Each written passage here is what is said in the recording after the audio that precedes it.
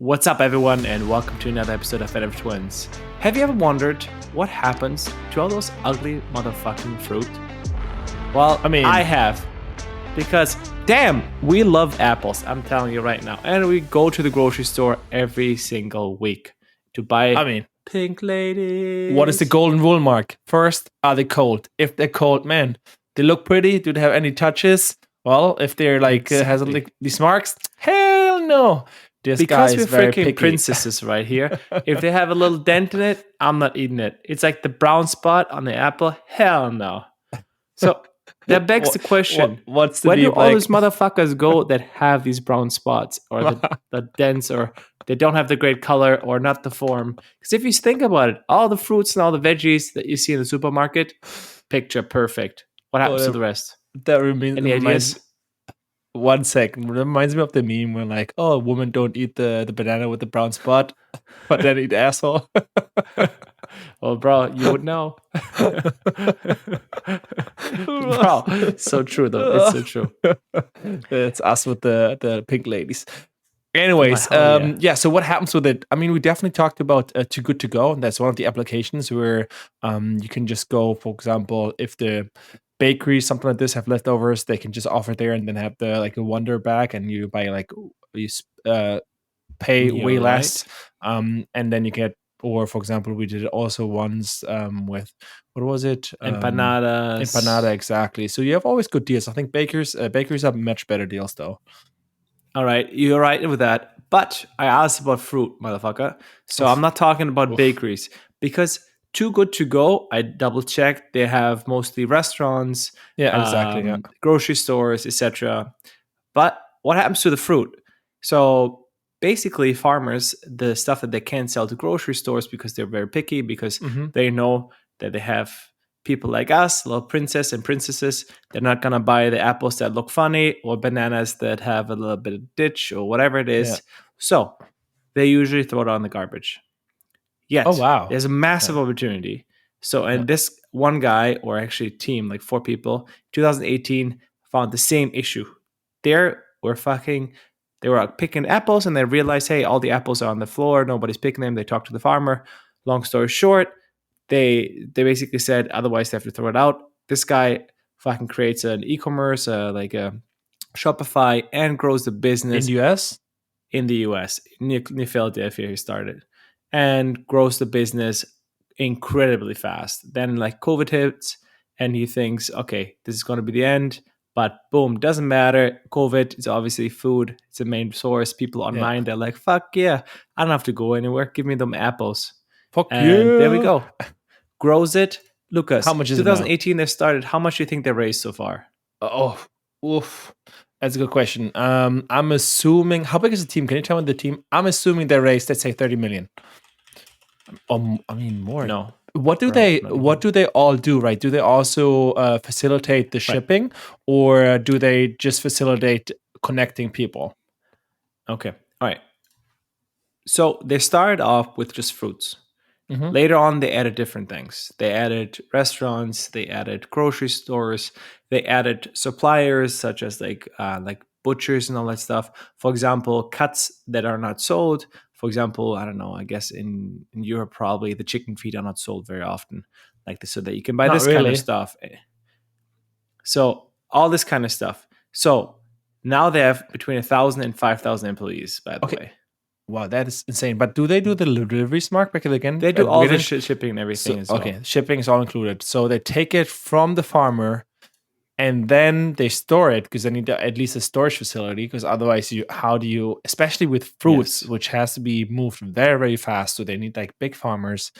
I'm assuming 100 million. That's my last bet, that I'm assuming that they raised with 5,000 employees. All right. Minimum. Yes, sir. Still wrong. So they raised in the last round. They raised, in total, they raised 500 million, over 500 million. Wow. Yeah, it's insane. It is really, really crazy, that amount of money. But they also allegedly did 138 or something million in revenue last year. So and valuation 2 billion. I just checked it out. Exactly. Which is crazy. So they're grown really, really, really rapidly, and I think that what they're doing is really good, because food waste is such a shame. Because people like me, or like Lucas, they don't Yeah. like these fucking not perfect food items, now having a second chance, because otherwise it's just waste. And also that helps down then the supply chain, that could gives it, well, maybe that will even decrease the price of other apples, I mean, in because now you can general, also have the cheaper ones. I think that's the biggest problem why fruits are so expensive. Because first of all, they have so high standards. Well, not even standards. Let's say Mhm. um, measurements that they need to fulfill. For example, apple needs to be the minimum size, maximum size. Same with bananas, certain shape. Otherwise, they're not considered That's so for the weird, right? market. Like I didn't even think about it, but you're right. They had to be a certain size. I mean, Yeah, think about this actually now. They sell in Lidl. I think in Aldi they do it really smart. Baby pink ladies. So they're exactly. basically using the super small ones and they put them in there. But I'm Yeah, guessing and they also still have then the variants. yeah, I mean, I'm sure they're just like they still have to hit probably certain criteria about looks and everything. But bro, it's very Yeah. smart. I never thought about the baby ones. It's probably just for the big ones. Yeah, They're bro. too small, and then they're just like, all right, let's put them in a pack of Of four, course. so it looks more fancy. No, it was fucking genius. That's what I'm saying. It's fucking really, really cool. So I did not find any of this, by the way, for Germany. So Too Good To Go is the biggest one in Germany. In the UK, they have something similar, which is called Oh, good to go Oddbox. from Germany. Okay. Yeah, Oddbox, where they speak to growers and then they basically do the same thing as they did at the beginning in the US. So in the Germany, I didn't find it yet. So maybe there's still an opportunity. Maybe there we need to do some more further research. But it's super super cool, and I like the idea. It is super interesting. Well, let's talk about what they're doing now, right? Because I just teased it a little bit, Please, but Mark, I think tease me so. more. All right, I'll tell you. I tease you. I tease you, boy. Okay, so now leftover. I told you this end pieces. Then discoloration. Apparently, that's a fucking thing. So, like, let's Yeah, say if they a don't hit the pink color, lady yeah, is pink color is not. exactly. Yeah. Then excess inventory. I didn't know that. That Hmm. farmers and producers that have too many items, so that Oh, helps okay. them sell that. Then packaging issues, so outdated branding What do you or What do you think, Mark? mislabel. Why? What, for example, what's the time with fruits, right? Because, for example, I don't know how long they can stay good, right? How long Well, they you're can talking about still. shelf. But look, we're not talking about fruits anymore. We're talking about anything now, any Hmm. kind of food. Hmm. So this could be a beer can. This could be any kind of packaging, maybe chips, even anything. Hmm. It has nothing to do with fruits Wow. anymore. This is everything from meat to fruits to, I mean, they're showing here liquid death, which is beer. Then near best by date, so like expiration date, too big to small fruits and vegetables. We have saw this already. So they have everything: wine, snacks, sweets, dairy, Mark, eggs, coffee, tea, meat, seafood. I think Crazy. liquid death is water, by the way. Oh, liquid death is water. Yeah, Even yeah. crazier, It was bro. water, That's by mountain sparkling water flavor, water. sparkling water, exactly. So, yeah, What a lot kind of of? these. So it's like outdated packaging, I guess. There in Yeah, that case. yeah. So that is super super I crazy like the how far vibe they of the have gone into website, that. bro. The website just looks like a farmer's market. So I think it's very, very cool. Let me just quickly share the screen.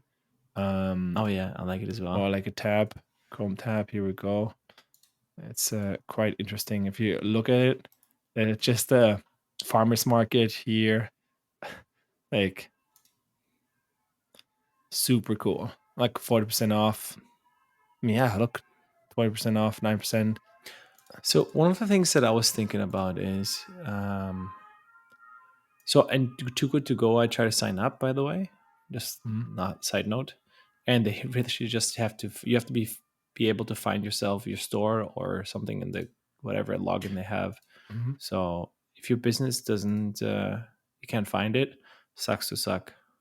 Yeah, they also need to require So certain standards, right? Otherwise, everybody can just like start selling their shit as distribution. So I think that's why they're doing it on Too Good To Go. All right, Mark. I love the find or the. I think it's really, really cool. I never thought about something like this exists. I mean, we've tried or Too Good To Go, but I guess of course makes sense that there's a marketplace for that, and also you get good yeah, discounts. but Like, it's different. Too Good To Go is still like gross. Like this is high up the food chain, and we talk about so much further down, like further up. Sorry, where it's just like the producers, which is yeah, insane. just like outdated packaging, perfect. It's like who gives a fuck about the packaging? No That one. is super cool. All right, Mark, I brought you another topic, which I just quickly want to talk about. How about Ooh, the other nice. day? Well, 2 weeks ago, we talked about AI layers, right? We talked about AI agents Yeah. and how they're going to basically replace entire teams. Okay. Now, I want to bring you a Y Combinator startup called Humanlayer, which is very, Mm-hmm. very interesting. And they're also making a good point. We were making the point that in the future, everything will be completely automated, and you have basically entire agents that take over entire departments. But what Yeah. if certain things require like approval, etc., right? For example, you're doing for example, email, reach out, etc. But you're not trusting 100% LLMs, so you still want to first approve them, right? So problem is right now, if you are a normal developer or anyone who works with LLMs, you have a chat interface, so you still have to Mm-hmm. work with it, etc. Now, with what Humanlayer does is basically it's an API, an SDK, where you can integrate it into your agents. And then, for example, you get a message into Slack. So, for example, you say you do email outreach. Ah, Um, nice. you do email outreach to say for cold leads, and then once the cold leads, you say the LLM does all the work, gets the information, etc., writes a message, etc., and then sends you a message on Slack. Hey, Mark, can you approve this message? Is this good? I want to reach out to these 3 people with this message. And then you can say, well, I like it, but could you make it a little bit more, I don't know, more funnier or more relaxed? Or give also, can you include the 20% discount? Then it rewrites it, and then you just set approve, and then it will directly be approved, and the process keeps going, right? Or for example, so basically what Humanlayer does, if it has a problem, it can reach out to Mm-hmm. humans.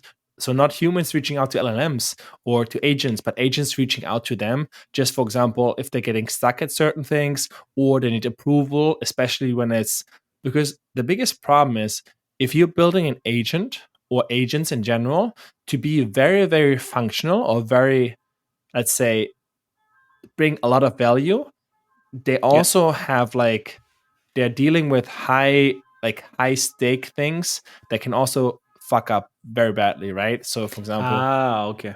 so Yeah, these so are similar to what our friend they told us on Saturday, right? With the email automation within Amazon, and that he still double checks every email because it could fuck up big time, and then you could yeah, get in deep shit. yeah. Ah, So I it's like it. basically human approval for high stake operations. So Um like a quality assurance, the only thing you have to do is exactly. QA. I mean, before you when you Ah, did the reach out, first of all, what you could do is just have a standardized email. Hey, XYZ, and then you have that message and then xyz, and then it just fills it out, so it's automated, it's not personalized. Now when you do personalized outreach, you can either say LLM take Jesus take the wheel, reach out, right, and then it mm-hmm. sends all the messages. But then again, it can also fuck up big time, and you don't maybe want that. That's where you can say, hey, agent, do all the research, LinkedIn, etc. Write me a message, and I want to be the final approver. It approves and then keeps sending. So it's basically you are just like a supervisor, human supervisor, who just gives a thumbs up, thumbs down, and then directly in Slack or something like this gives the input, and then you can just send it on the way, good to go, which I think is really, really smart. There, I like it. Super cool. It makes it.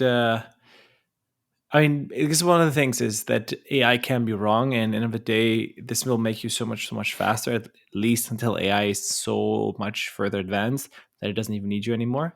And still then, yeah, sometimes I you like still it. want to have the approval, right? Because in the end, before you're sending something out, imagine whose fault is it when you have like with bigger deals, and you say, oh yeah, the LLM just had a little hiccup, and then No, thousands of 100%. But I dollars, was etc. talking about when it's so in advance that, like general AI will basically do it all, right? Yes, but I still believe there will be some kind of approval in there for certain tasks. I mean, it can automate a lot, but still, if it comes out to the customer and it can, we're dealing off big contracts, you still want to have human approval. And this can also be with integrations of databases, etc. You can automate it or do the AI do all most of the work, but you still want to have a human there to approve things or decline it or say, hey, please change it a little bit different. So I think that's very, very cool. And yeah, they got into YC this fall batch, so they're the one we applied to, which I think started at end of September, which now till December. Now I think they have a now demo day, something like this. Really, really cool. Like it. The founder was actually he was started coding at 17 at NASA. And Damn. yeah, super cool dude. Excited to see what's gonna happen in the future. But I'm assuming he will be doing really, really great, because that's something that especially we've been trying also with working with AI agents. And yeah, that's one of the things. Sometimes it's just a black box and you don't know what to prove, etc. Well, you don't even prove. You're just like, it happens, spits you out a result. And so the approval process would help a lot. Also, like improving the process. So yeah, that's for me, Mark. Oh, and of course, everybody, if you like this podcast, feel free to leave a comment, and of course, subscribe, share it with your friends. And Marky boy, that's it. Let's go, buddy. And of course, guys, catch you in the next one. Peace. Peace.